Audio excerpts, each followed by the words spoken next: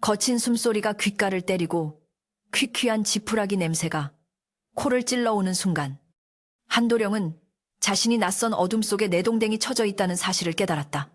머리가 깨질 듯 지끈거리고 속이 메스꺼워 구역질이 올라왔으나 입안에는 거친 삼배 뭉치가 꽉 들어차 있어 비명조차 지를 수 없었고 손목과 발목은 피가 통하지 않을 정도로 단단히 묶여 꼼짝도 할 수 없었다. 등 밑에서 덜컹거리는 딱딱한 나무 바닥의 진동이 척추를 타고 뇌수까지 전해지는 것으로 보아 자신은 지금 거칠게 달리는 달구지 위에 짐짝처럼 실려 있는 것이 분명했다. 칠흑 같은 어둠 속에서 눈을 억지로 뜨니 흐릿한 달빛 아래 미친 듯이 소를 몰고 있는 누군가의 등이 보였는데 그 뒷모습이 낯설지 않아 한도령의 등골이 서늘해졌다. 뼈가 시리도록 차가운 밤바람이 비단 적삼을 파고들었지만 그보다 더한 공포가 심장을 조여왔다. 불과 몇 시즌 전까지만 해도 자신은 화려한 초래청에서 수많은 하객의 축복을 받으며 혼례를 올리던 새신랑이었는데 어찌하여 이 깊은 산골에서 죄인처럼 포박당한 채 어디론가 끌려가고 있는 것인가 하는 의문이 머릿속을 맴돌며 혼란을 가중시켰다. 달구지를 모는 인형은 쉴 새 없이 채찍을 휘두르며 소를 재촉하고 있었는데 그 몸짓이 어찌나 다급하고 처절한지 마치 뒤에서 저승사자라도 쫓아오는 듯했다. 한도령은 욱신거리는 손목을 비틀어 포박을 풀어보려 애썼으나 매듭은 풀리기는커녕 살을 파고들어 고통만 더할 뿐이었다. 그때 달구지가 커다란 돌부리에 걸려 요동치자 한도령의 몸이 공중으로 떴다가 바닥으로 처박혔고 그 충격에 입을 막은 재갈 사이로 억눌린 신음이 새어나왔다. 그 소리에 놀란 듯 말고삐를 쥐고 있던 인형이 흠칫하며 뒤를 돌아보았는데 구름 사이로 비친 창백한 달빛이 그 얼굴을 비추는 순간 한도령은 심장이 멈추는 듯한 충격을 받았다.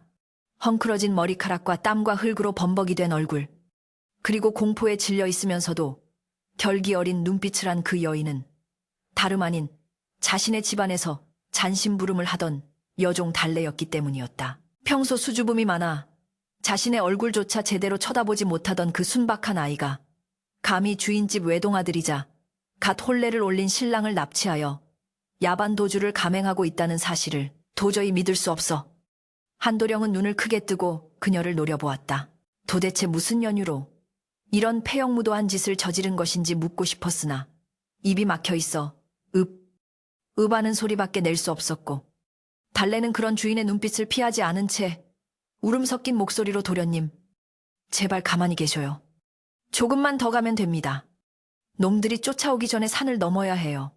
라고 속삭이듯 외치며 다시금 소의 엉덩이를 거세게 후려쳤다. 그녀의 목소리는 공포로 가늘게 떨리고 있었지만 그 안에 담긴 의지는 바위처럼 단단하여 한도령을 더욱 당혹게 했다. 놈들이라니. 도대체 누가 쫓아온단 말인가? 한도령의 기억은 어제 낮에 화려했던 혼례식 장면으로 거슬러 올라갔다. 명문 거족인 민대감댁과의 혼사는 가문의 영광이라며 아버님은 기뻐하셨으나 정작 한도령의 마음은 시베리아 벌판처럼 황량하기만 했었다. 그는 어릴 적부터 자신을 따르며 그림자처럼 보필해온 달래에게 남몰래 연정을 품고 있었으나 양반과 천민이라는 신분의 벽은 넘을 수 없는 천연과도 같아 그 마음을 깊은 곳에 묻어두고 부모님이 정해준 혼처를 받아들일 수밖에 없었던 것이다. 혼례식장은 온통 붉은색과 푸른색 비단으로 치장되어 있었고 악공들이 연주하는 풍악 소리가 드높았으나 한도령의 귀에는 그 모든 것이 허망한 소음처럼 들렸다. 연지곤지를 찍고 족두리를 쓴 신부 민씨는 흠잡을 데 없는 미인이었으나 그녀의 눈빛은 얼음장처럼 차갑고 오만하여 마주보는 것만으로도 오금이 저릴 지경이었다. 예식이 진행되는 동안 한도령은 먼 발치에서 하인들 틈에 섞여 눈물을 훔치고 있던 달래의 모습을 보았고 가슴 한구석이 찢어지는 듯한 아픔을 느꼈었다. 그러나 그것이 마지막이었다. 합근례 순서가 되어 신부와 마주 앉아 표주박에 담긴 술을 나누어 마실 때 술잔에서 풍기던 기묘한 단내와 혀끝을 쏘는 듯한 알싸한 맛을 느낀 직후 세상이 핑 돌며 정신을 잃었던 기억이 났다. 단순히 술기운이라 생각하며 쓰러졌던 자신이 눈을 떴을 때는 이미 이 덜컹거리는 달구지 위였으니 그 사이의 시간은 마치 누군가 칼로 도려낸 듯 텅 비어 있었다. 달래가 신방에 잠든 자신을 업고 나온 것인가? 아니면 다른 누군가가 개입한 것인가? 수만 가지 의문이 꼬리에 꼬리를 물고 이어졌다. 달구지는 점점 더 험한 산길로 접어들고 있었고 길이라 부르기조차 민망한 가시덤불 숲을 헤치고 나아가느라 소의 거친 숨소리가 천둥소리처럼 들려왔다. 나뭇가지들이 한도령의 얼굴과 몸을 사정없이 때렸고 비싼 비단 옷은 이미 찢어지고 흙투성이가 되어 볼품없게 변해 있었다. 달래는 자신의 옷고름이 뜯어지고 집신이 벗겨지는 것도 아랑곳하지 않은 채 오로지 앞만 보고 달구지를 몰았는데 그녀의 등은 땀으로 흠뻑 젖어 김이 모락모락 피어오르고 있었다. 한도령은 문득 그녀가 자신을 납치하여 해하려 한다기보다는 마치 무언가로부터 자신을 필사적으로 구해내려 한다는 느낌을 지울 수 없었다. 만약 자신을 해칠 의도였다면 굳이 이렇게 힘겹게 데리고 도망칠 이유가 없지 않은가. 게다가 달래가 자신을 바라볼 때 스치듯 보였던 그 애달픈 눈빛은 결코 악인의 것이 아니었다. 그러나 양반가의 규율과 법도를 목숨보다 중히 여기며 살아온 한도령으로서는 천한 종이 주인의 몸에 손을 대고 납치했다는 사실 자체가 용서받지 못할 대역죄라는 생각에 분노와 연민 사이에서 갈등하지 않을 수 없었다. 그때 멀리 산 아래 쪽에서 수십 개의 횃불이 뱀의 혀처럼 너울거리며 산길을 따라 올라오는 모습이 보였고 뒤이어 말발굽 소리와 사람들의 고함이 밤 공기를 타고 희미하게 전해져 왔다. 저기 있다. 바퀴 자국이 숲으로 이어졌다. 놈들을 잡아라. 살려두지 마라. 바람결에 실려온 고함에는 살기가 등등하여 듣는 이의 간담을 서늘하게 만들었다. 달래는 그 소리를 듣자마자 비명 같은 신음을 내뱉으며 소의 고삐를 더욱 세게 잡아당겼다. 안 돼. 벌써 쫓아왔어. 도련님, 꽉 잡으세요. 떨어지면 죽습니다. 그녀는 뒤를 돌아보지도 않고 외쳤고 달구지는 거의 전복될 듯 기우뚱거리며 낭떠러지에 가까운 비탈길을 미끄러지듯 내려가기 시작했다. 한도령은 본능적으로 달구지 난간을 붙잡으며 끔찍한 공포에 질려 눈을 질끈 감았다. 자신을 쫓는 자들이 단순히 집안의 하인들이 아니라 마치 사냥감을 쫓는 전문 추노꾼들처럼 느껴졌기 때문이었다. 자신이 혼례를 올린 첫날 밤, 신방이 아닌 산속에서 신부가 아닌 여종에게 납치되어 축복이 아닌 살기를 등 뒤에 느끼며 도망치는 이 기가 막힌 상황을 도대체 어떻게 받아들여야 한단 말인가? 달래는 무엇을 알고 있는 것일까? 그리고 저 밑에서 쫓아오는 자들은 과연 누구의 사주를 받은 것인가? 머릿속이 복잡하게 얽혀가는 와중에도 몸은 살기 위해 발버둥치고 있었고 덜컹거리는 달구지의 진동 속에서 한도령은 점차 흐려지는 의식을 붙잡으며 달래의 젖은 등만 하염없이 바라볼 뿐이었다. 칠흑 같은 어둠 속 유일하게 의지할 곳이라곤 자신을 납치하니 가냘픈 여종 하나뿐이라는 아이러니가 뼛속 깊이 사무쳐왔다. 이제 돌이킬 수 없는 강을 건넜다는 서늘한 예감과 함께 한도령의 운명은 거친 수레바퀴와 함께 알 수 없는 심연으로 굴러떨어지고 있었다. 우마차는 더 이상 험준한 산세를 견디지 못하고 바퀴축이 비명을 지르며 내려앉았다. 둔탁한 파열음과 함께 수레가 한쪽으로 기울어지자 한도령의 몸이 바닥으로 굴러떨어졌고 억세게 자란 팽넝쿨 위로 처박히는 순간 전신을 강타하는 충격에 숨이 턱 막혔다. 달래는 즉시 수레에서 뛰어내려 소의 멍에를 풀어주며 짐승의 엉덩이를 거세게 후려쳐 숲 반대편으로 쫓아보냈는데 이는 추격자들을 교란하기 위한 기민한 판단이었다. 소가 겁에 질려 어둠 속으로 달아나는 소리가 멀어지자 달래는 헐떡이는 숨을 몰아쉬며 한도령에게 달려와 떨리는 손으로 그의 발목을 옥죄던 포승줄을 거칠게 풀어 헤쳤다. 도련님, 이제부터는 걸으셔야 합니다. 놈들이 냄새를 맡고 따라오고 있어요. 서두르지 않으면 개들에게 물어 뜯길 것입니다. 그녀의 목소리에는 물기가 어려 있었으나 단호함은 칼날처럼 예리하여 한도령은 반박할 엄두조차 내지 못했다. 아직 손목의 묶임은 풀리지 않아 자유롭지 못했으나 한도령은 비틀거리며 일어나 달래가 이끄는 방향, 즉 짐승조차 다니지 않을 법한 가시덤불 숲을 향해 발을 내디뎠다. 달빛조차 제대로 들지 않는 울창한 침엽수림은 마치 거대한 아가리를 벌린 괴물처럼 두 사람을 집어삼켰다. 한도령이 평생 밟아본 길이라곤 잘 닦인 마당의 흙이나 비단 깔린 대청마루가 전부였기에 발을 내딛는 곳마다 푹푹 빠지는 부엽토와 날카롭게 솟은 돌부리는 지옥의 형벌과도 같았다. 고운 비단 도포 자락은 나뭇가지에 걸려 북북 찢겨 나갔고 가시나무는 무자비하게 한도령의 연약한 살구를 파고들어 붉은 선혈을 낭자하게 만들었다.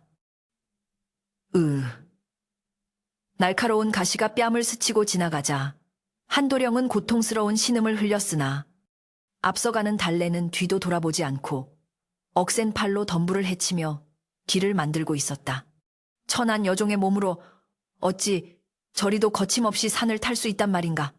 한도령은 숨이 턱끝까지 차오르고 다리가 천근만근 무거워져 당장이라도 주저앉고 싶었으나 등 뒤에서 들려오는 짐승의 울음소리와 사냥개들의 짖는 소리가 점점 가까워지고 있어 공포심이 그를 억지로 움직이게 했다. 한참을 정신없이 달렸을까. 거센 물살 소리가 고막을 때리더니 앞을 가로막는 시커먼 계곡물이 나타났다. 늦가을의 밤 공기에 식을대로 식은 계곡물은 보기만 해도 뼈가 시릴 정도로 차가워 보였으나 달래는 망설임 없이 물속으로 뛰어들었다. 도련님, 어서요. 물을 건너야 냄새를 지울 수 있습니다. 그녀가 재촉하며 한도령의 팔을 잡아당기자 그는 질색하며 뒷걸음질 쳤다. 이리 차가운 물에 들어가면 동사할 것이다. 내년이 정녕 나를 죽이려 작정한 개로구나. 한도령이 버럭 소리를 질렀으나 달래는 애원하는 눈빛으로 그를 바라보며 고개를 저었다.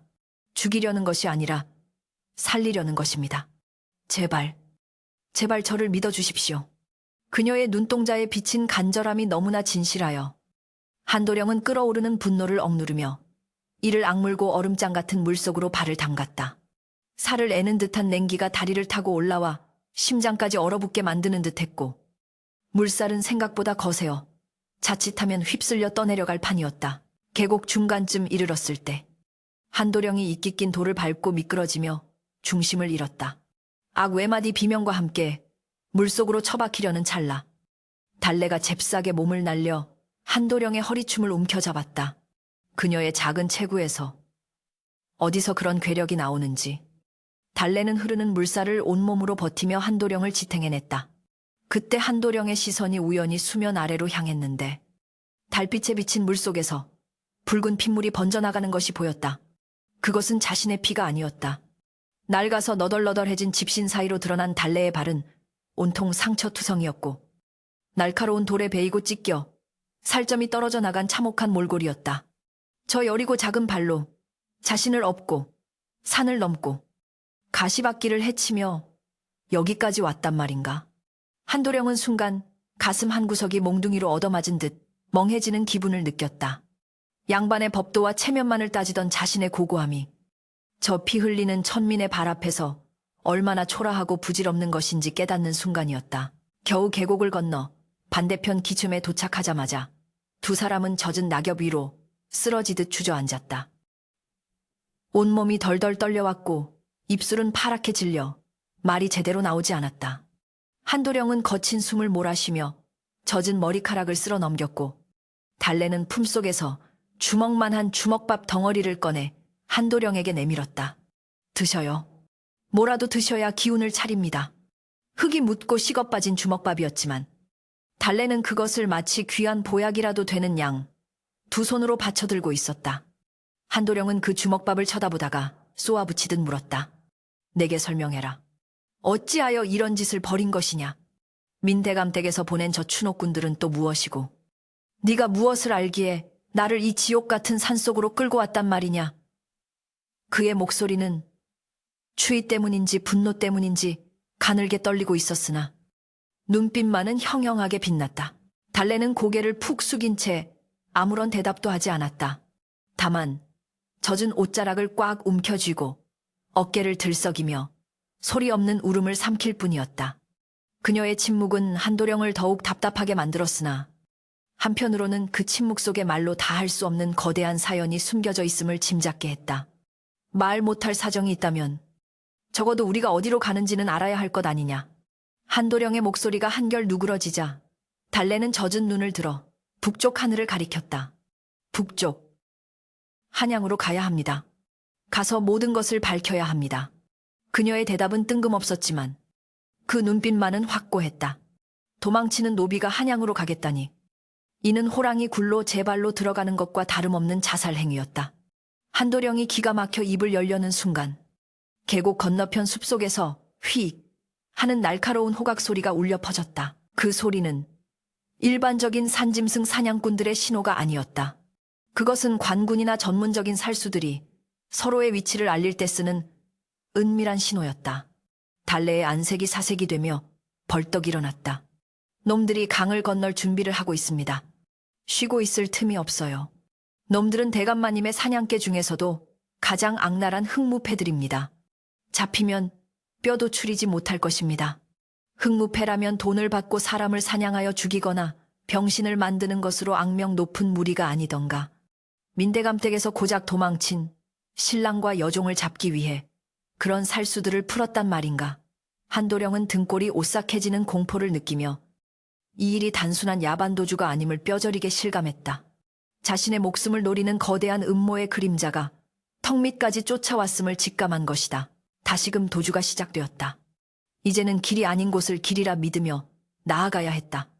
가시덤불이 찢어발긴 옷자락 사이로 찬바람이 칼처럼 파고들었고 배고픔과 탈진이 정신을 혼미하게 만들었지만 멈출 수 없었다. 달래는 한도령의 손을 잡고 이끌다가 때로는 뒤에서 밀며 비탈길을 기어올랐다. 그녀의 거친 손바닥이 닿을 때마다 한도령은 기묘한 안도감과 죄책감을 동시에 느꼈다. 자신이 평생 하대하고 부려먹던 이 아이가 지금은 자신의 생명줄을 쥐고 있는 유일한 구원자라는 사실이 뼈아프게 다가왔다. 어둠 속에서 들려오는 부엉이 울음소리가 마치 망자의 통곡처럼 들려오는 밤. 두 사람은 서로의 거친 호흡에 의지한 채 끝이 보이지 않는 숲의 심연 속으로 살기 위해 혹은 진실을 찾기 위해 필사적으로 발걸음을 옮겼다. 달래의 발자국마다 검붉은 핏자국이 낙엽 위에 점점이 찍히고 있었으나 밤은 그 처절한 흔적마저 어둠으로 덮어버리고 있었다. 하늘이 뚫린 듯 쏟아지는 장대비가 숲을 집어삼킬 기세로 퍼부어대기 시작했다. 마른 하늘에 날벼락이라도 치듯 번쩍이는 섬광과 함께 귀를 찢는 천둥 소리가 연이어 터져나왔고 억수같이 쏟아지는 빗줄기는 한 치 앞도 분간할 수 없게 만들었다.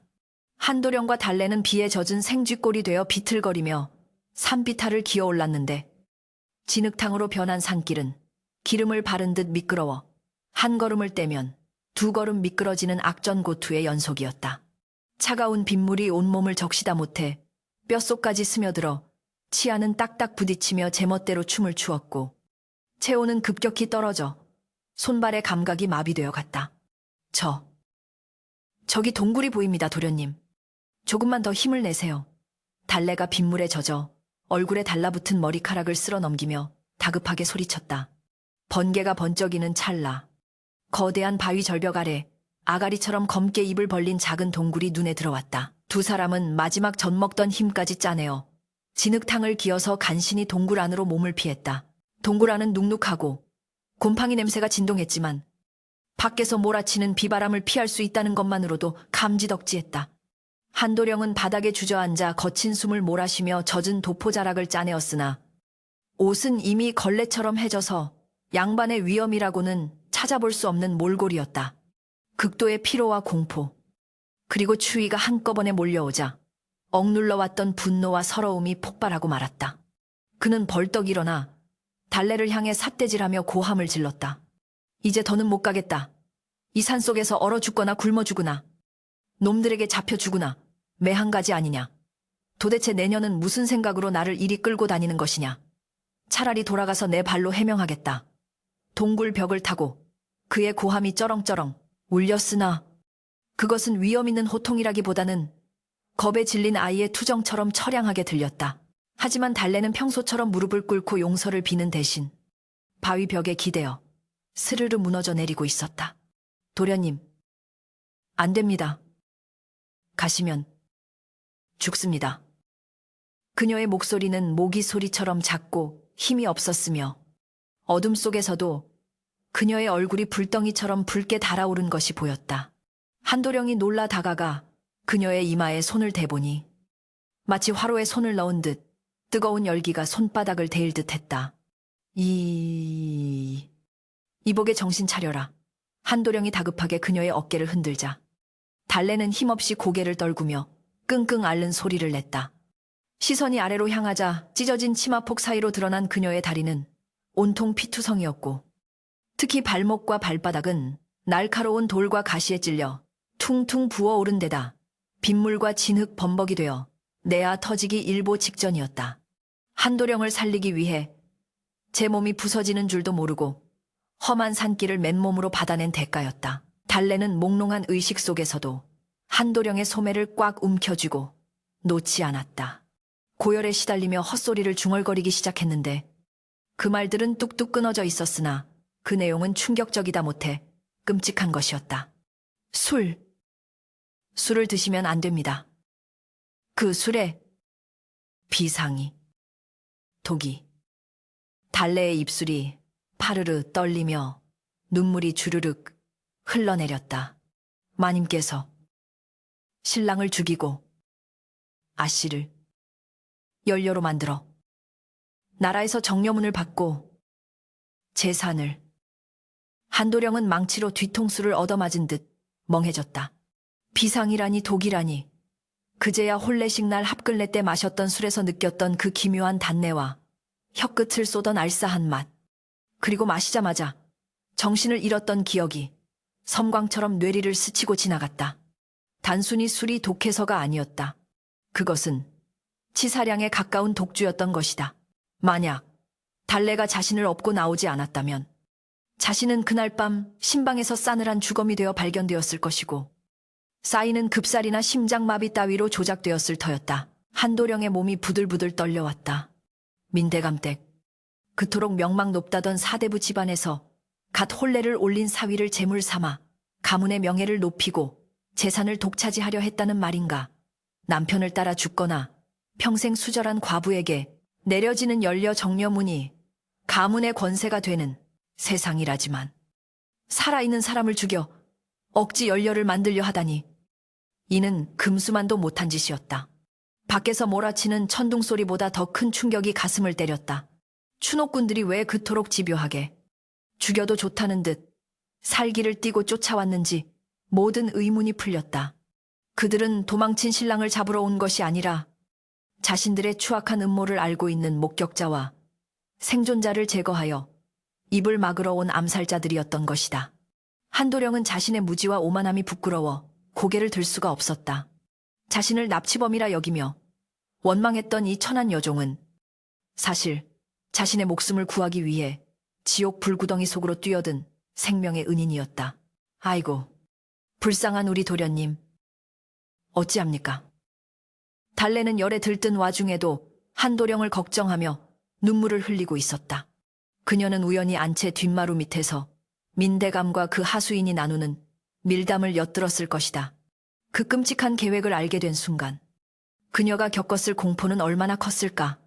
그럼에도 불구하고 도망치지 않고 목숨을 걸고 신방에 잠입하여 독기운에 쓰러진 거구의 사내를 업고 이 산속까지 도망쳐온 그 용기는 도대체 어디서 나온 것인가.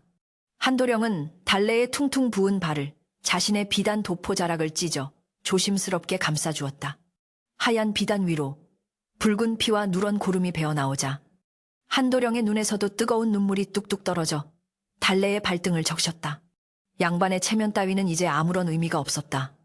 눈앞에 이 여인은 자신의 생명이며 자신이 지켜야 할 유일한 사람이었다. 달래가 신음하며 몸을 뒤척이자 한도령은 그녀를 자신의 품에 안아 체온을 나누었다. 얼음장처럼 차가웠던 그녀의 몸이 불덩이처럼 뜨거웠다가 다시 식은땀을 흘리며 차가워지기를 반복했다. 한도령은 밤새 그녀의 이마에 맺힌 땀을 닦아주고 빗물을 받아 입술을 적셔주며 간호했다. 동굴 밖에서는 여전히 비바람이 몰아치고 있었고 숲은 칠흑 같은 어둠 속에 잠겨 있었지만 동굴 안은 묘한 정적으로 감싸여 있었다. 한도령은 잠든 달래의 얼굴을 내려다보았다. 흙투성이가 된 얼굴, 헝클어진 머리카락, 입가에 맺힌 핏자국. 예전에는 그저 집안의 수많은 여종 중 하나, 그저 착하고 일 잘하는 아이로만 여겼던 그 얼굴이 지금은 세상에서 가장 고귀하고 아름다운 여인의 얼굴로 보였다. 가슴 깊은 곳에서 뜨거운 무언가가 울컥 치솟았다. 그것은 연민을 넘어선 영혼 깊은 곳에서 우러나오는 존경과 사랑이었다. 새벽녘이 되자 비는 그쳤지만 숲은 짙은 안개에 휩싸여 한 치 앞도 분간할 수 없었다. 달래는 여전히 고열에 시달리며 깨어나지 못하고 있었다. 한도령은 결심을 굳힌 듯 입술을 깨물었다. 더 이상 도망만 칠 수는 없었다. 이대로 산속을 헤매다가는 달래가 죽을 것이 분명했다. 그리고 자신이 살아있는 한 저들은 끝까지 쫓아올 것이다. 이제는 피하는 것이 아니라 맞서야 할 때였다. 한도령은 품속에서 달래가 훔쳐나왔을 증거가 될 만한 물건이 있는지 뒤져보았다. 달래의 진보다리 깊숙한 곳에서 붉은 비단에 쌓인 작은 약봉지와 민대감의 인장이 찍힌 서찰 한 통이 나왔다. 아마도 달래가 도망치기 전 목숨을 걸고 빼돌린 결정적인 증자들이리라. 한도령의 손이 부들부들 떨렸다.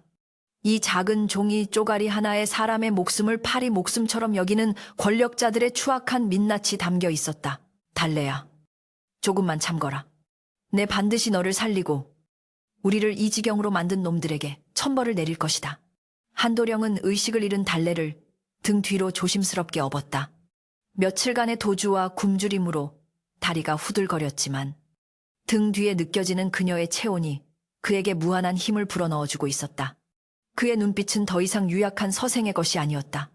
분노와 결기로 타오르는 사냥감을 노리는 맹수의 눈빛과도 같았다. 그는 동굴 밖으로 나섰다.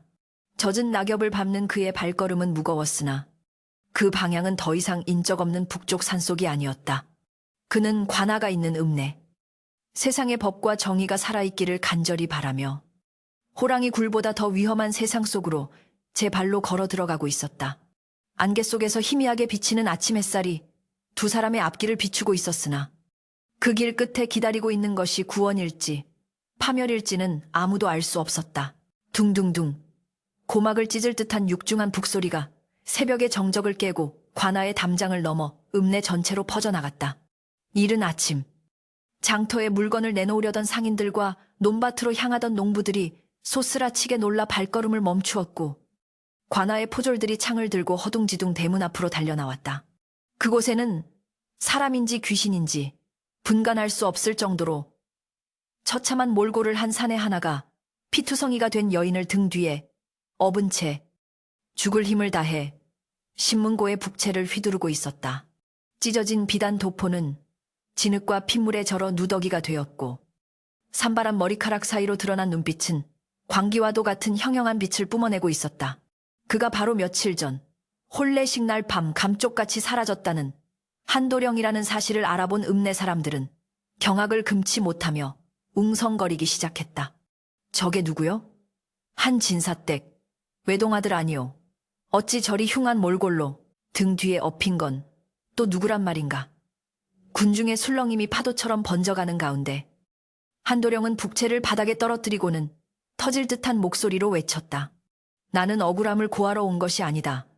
천인공노할 악행을 고발하고 내 목숨을 구해준 은인을 살리기 위해 이 자리에 섰다. 사또는 당장 나와 나의 말을 들으라. 관아의 문이 활짝 열리고 붉은 관복을 입은 사또가 호방과 이방을 대동하고 위험 있는 걸음으로 걸어 나왔다. 사또의 미간이 찌푸려졌다. 며칠 전부터 민대감 댁에서 사위가 종년과 눈이 맞아 야반도주했다며 수배령을 내려달라고 닥달하던 참이었기 때문이었다. 사또가 입을 열기도 전에 군중을 해치고 가마 한 채가 거칠게 들이닥쳤다. 가마에서 내린 인물은 서슬퍼런 눈빛의 민대감이었다. 그는 한도령을 보자마자 지팡이로 바닥을 내리치며 고함을 질렀다. 저놈을 당장 포박해라. 감히 내 딸을 두고 천한 종년과 노라나 가문의 명예를 더럽히고 폐물을 훔쳐 달아난 파렴치한 놈이다.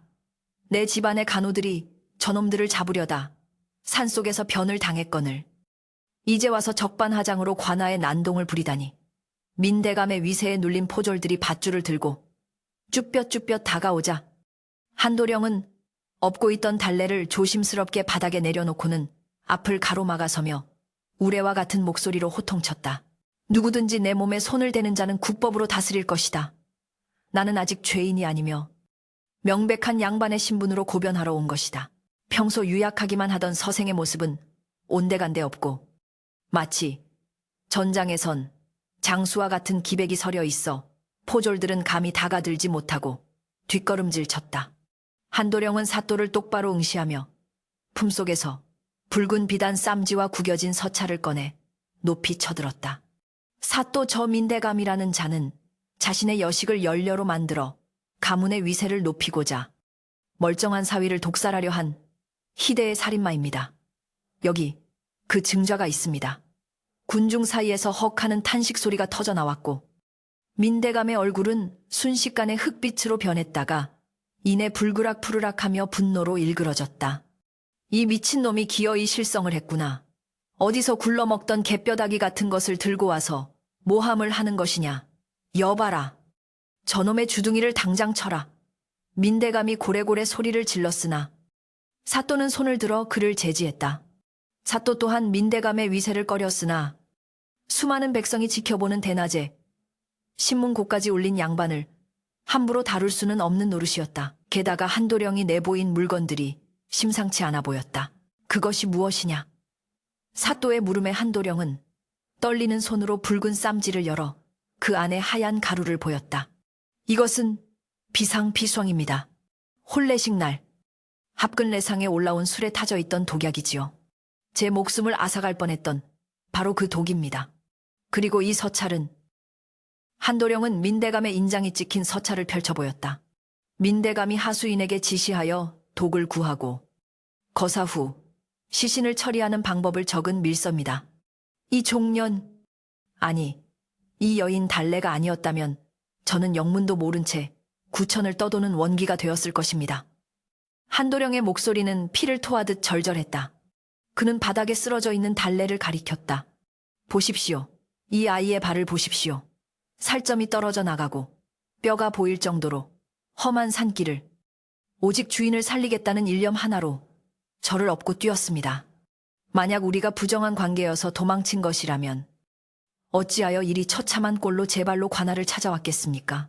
세상 천지에 사랑의 도피를 하는 남녀가 죽음을 불사하고 독약과 밀서를 챙겨 나오겠습니까? 한도령의 외침에 군중들의 시선이 달래의 발로 향했다.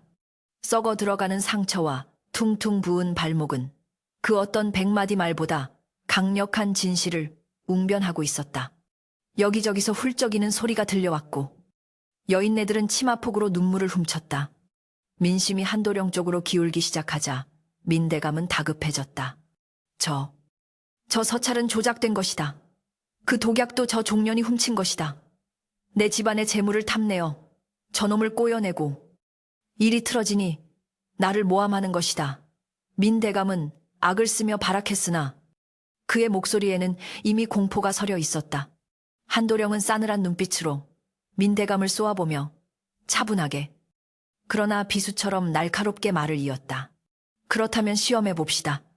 여기 있는 이 가루를 닭이나 개에게 먹여보십시오. 그리고 이 서찰의 필체를 대감의 것과 대조해 보십시오. 만약 제 말이 거짓이라면 제 목을 칠 것이나 만약 참이라면 대감은 살인미수와 무고죄 그리고 인륜을 저버린 강상죄 경국대전에 명시된 반인륜적 범죄로 다스려야 할 것입니다. 사또는 관속에게 눈짓을 하여 비상가루를 가져오게 했다. 잠시 후 뜰에 있던 닭 한 마리에게 가루를 섞은 모이를 던져주자 닭은 몇 번 쪼아 먹더니 이내 푸드덕거리며 괴로워하다가 검붉은 피를 토하며 즉사했다. 희익 군중들은 공포에 질려 뒷걸음질 쳤고 관아마당은 찬물을 끼얹은 듯 조용해졌다. 명백한 독약이었다. 사또의 눈초리가 매서워졌다. 이제 빼도 박도 못할 증거가 나온 셈이었다. 사또는 엄한 목소리로 민대감을 꾸짖었다. 대감, 이래도 오리발을 내미시겠습니까? 양반의 도리는커녕 짐승만도 못한 짓을 꾸미셨구려. 살아있는 사위를 죽여 연료문을 받으려 하다니. 이것이 어찌 사람의 탈을 쓰고 할 짓이란 말입니까? 민대감은 다리가 풀려 바닥에 주저앉았다. 그의 뒤에 서 있던 하인들과 사병들은 슬금슬금 뒷걸음질 치며 도망칠 궁리를 하고 있었다. 그 순간 의식을 잃었던 달래가 신음하며 눈을 떴다. 도련님. 그녀의 가냘픈 목소리가 정적을 깼다. 한도령은 즉시 그녀에게 달려가 무릎을 꿇고 그녀의 머리를 받쳐 안았다. 달래야, 내가 여기 있다. 이제 다 끝났다. 네가 나를 살렸다.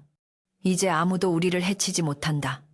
한도령의 눈에서 뜨거운 눈물이 뚝뚝 떨어져 달래의 뺨을 적셨다. 달래는 흐릿한 눈으로 한도령을 올려다보며 힘겹게 미소를 지었다. 다행입니다. 도련님이 무사하셔서. 그녀의 말은 거기서 끊겼고 다시 고개를 떨구었다. 그러나 이번에는 고통스러운 기절이 아닌 안도감에서 오는 깊은 잠이었다.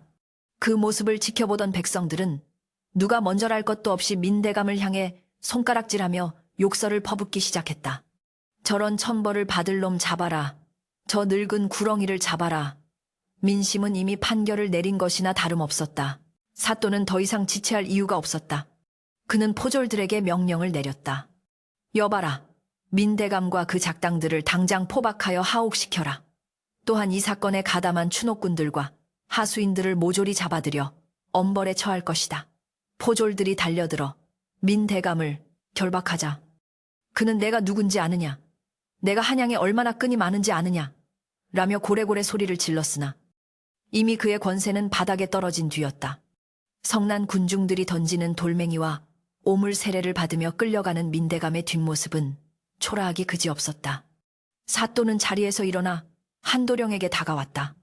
자네의 기계와 저 여인의 충심에 감복했네. 내 비록 늦었으나 이제라도 바로잡을 수 있어. 다행일세. 의원을 불러 저 여인을 치료하고 자네도 몸을 추스르도록 하게.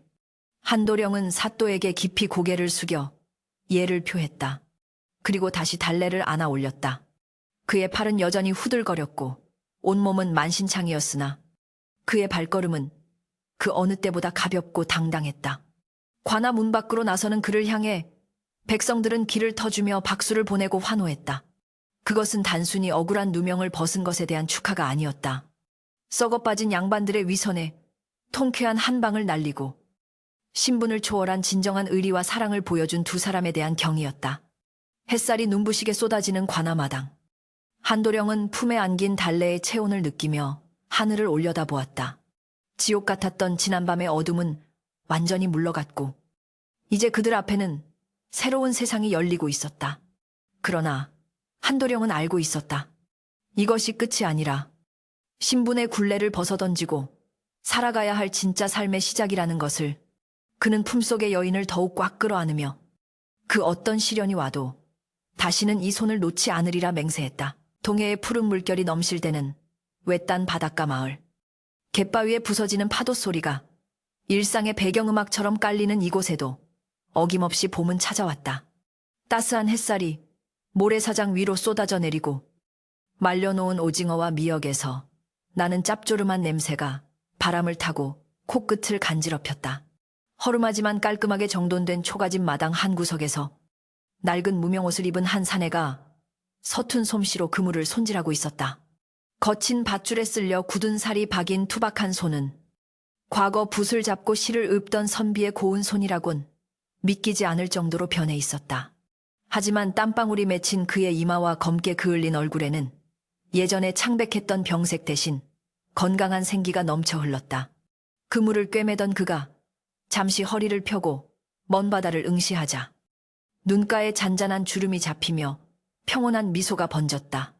그는 더 이상 한양의 명문가 자제 한도령이 아니었다. 이곳 사람들에게는 그저 글 좀 읽을 줄 아는 어부, 김서방으로 불리는 평범한 사내일 뿐이었다. 서방님, 새참 드시고 하세요. 부엌에서 나온 여인이 머리에 광주리를 이고 다가왔다. 절뚝거리는 걸음걸이가 다소 불편해 보였으나 그녀의 발걸음은 그 어느 때보다 가볍고 경쾌했다. 달래였다. 그녀 역시 비단옷 대신 수수한 삼배 치마 저고리를 입고 있었지만 바닷바람에 붉게 상기된 두 볼과 반짝이는 눈동자는 양반집 규수보다 더 기품 있고 아름다워 보였다. 그녀가 내려놓은 광주리에는 보리밥과 된장국, 그리고 갓 무쳐낸 나물이 소박하게 담겨 있었다. 한때 사내 진미를 즐기던 그였으나 지금은 아내가 정성껏 차려준 이 거친 밥상이 세상 무엇과도 바꿀 수 없는 진수성찬이었다. 그는 숟가락을 들기 전 달래의 손을 가만히 잡았다. 물일과 밭일에 거칠어진 그녀의 손등을 어루만지며 그는 가슴 한구석이 아릿해짐을 느꼈다. 오늘따라 다리가 더 불편해 보이는구려. 비가 오려나. 그가 걱정스레 묻자 달래는 환하게 웃으며 고개를 저었다. 아닙니다. 어제 갯벌에서 조개를 너무 많이 캐서 그런가 봅니다. 이 정도는 아무것도 아니에요. 그녀는 애써 괜찮은 척했지만 그 절뚝거림은 평생 지워지지 않을 훈장과도 같은 것이었다.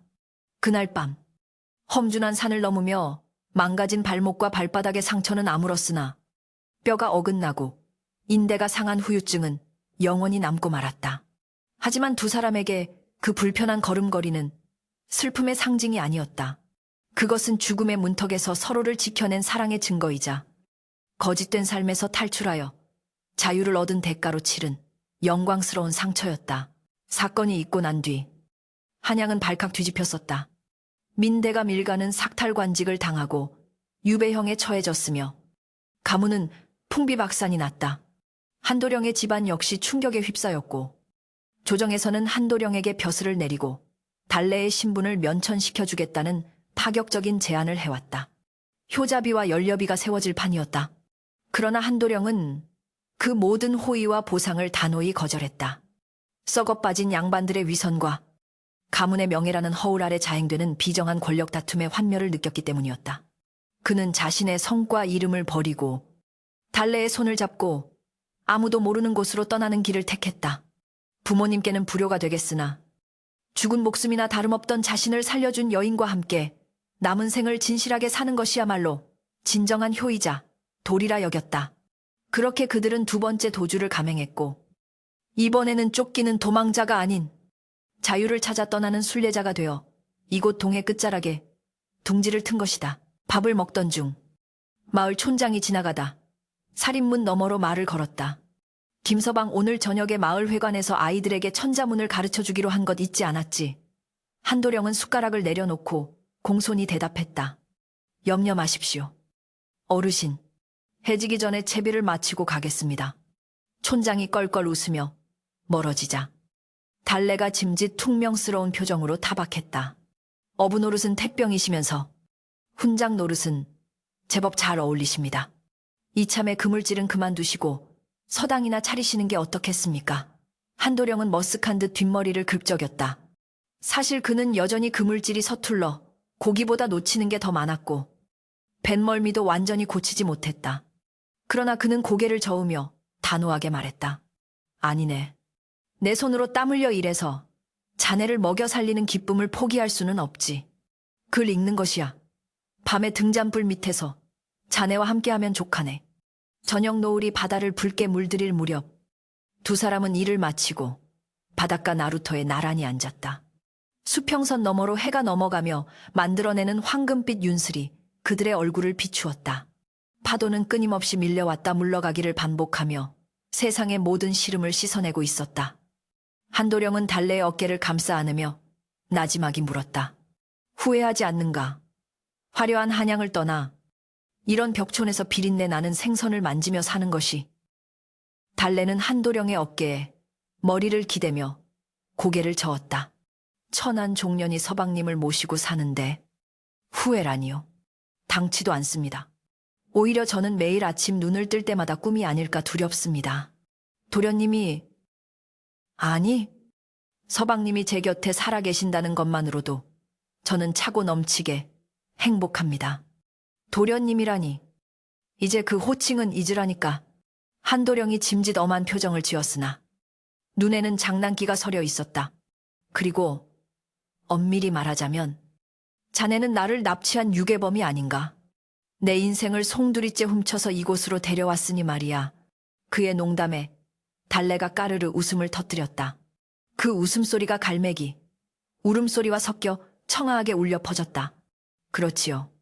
제가 감히 양반집 귀한 아드님을 보쌈해서 야반 도주를 했으니 관아에 잡혀가면 곤장 100대는 맞아야 할 중죄인입니다.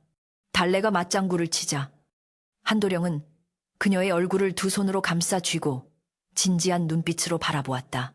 그래, 자네는 나를 납치했지. 허나 자네가 훔친 것은 나의 육신이 아니라 나의 불행이었네. 자네는 독이 든 술잔에서 나를 납치했고, 거짓된 혼례에서 나를 납치했고, 숨 막히는 양반의 굴레에서 나를 납치했어. 그러니 자네는 유괴범이 아니라 나의 구원자일세. 그의 진심 어린 고백에 달래의 눈시울이 붉어졌다. 그녀는 한도령의 손바닥에 얼굴을 묻고 조용히 흐느꼈다. 한도령은 그런 그녀를 품에 꼭 끌어안았다. 신분의 벽, 세상의 편견, 죽음의 공포, 그 모든 것을 뛰어넘어 마침내 도달한 이 평온한 나루터가 얼마나 소중한지 두 사람은 말하지 않아도 서로의 심장 박동을 통해 느끼고 있었다. 밤이 깊어지자 하늘에는 별들이 쏟아질 듯 가득 찼다. 마치 그들이 숲속을 헤맬 때 길을 비춰주던 반딧불이처럼, 혹은 그들의 앞날을 축복하는 수많은 등불처럼 반짝였다. 한도령은 달래를 부축하여 집으로 향했다. 그녀의 절뚝거리는 발걸음에 맞춰 천천히, 아주 천천히 걷는 그 걸음걸이가 이제는 둘만의 호흡이 되어 있었다. 대문을 들어서며 한도령이 문득 생각난 듯 말했다. 내일은 장날이니 읍내에 나가서 자네에게 고운 꽃신을 하나 사줘야겠네. 비단신은 아니어도 푹신하고 편한 것으로 말이네. 달래가 미소 지으며 대답했다. 꽃신은 필요 없습니다. 서방님이 제 곁에 계시는데 꽃길이 따로 있겠습니까? 서방님과 함께 걷는 이 마당 흙길이 제게는 비단길인 것을요. 방 안에 불이 꺼지고 나지막한 도랑거림도 잦아들었다. 거센 파도 소리만이 잠든 두 사람의 꿈결을 지키고 있었다. 세상 사람들은 명문가 도령이 종년에게 홀려 신세를 망쳤다고 혀를 찰지 모르나 그들은 알지 못할 것이다. 허울 좋은 갓을 벗어던지고 투박한 패랭이를 쓴 지금이 비단옷을 입고 독배를 마시던 그때보다 얼마나 더 고귀하고 자유로운 삶인지를. 납치된 신랑은 비로소 자신의 의지로 삶을 선택했고, 납치한 여종은 비로소 자신의 이름으로 사랑을 완성했다. 그렇게 그들의 이야기는 웅장한 영웅담이나 비극적인 야사로 남는 대신 바닷가 마을 촌로들의 입에서 입으로 전해지는 가장 소박하고도 아름다운 사랑 노래가 되어 오래도록 파도와 함께 울려 퍼졌다. 험한 세상의 파도도 결코 갈라놓을 수 없는 두 사람만의 영원한 항해는 이제 막 돛을 올린 참이었다.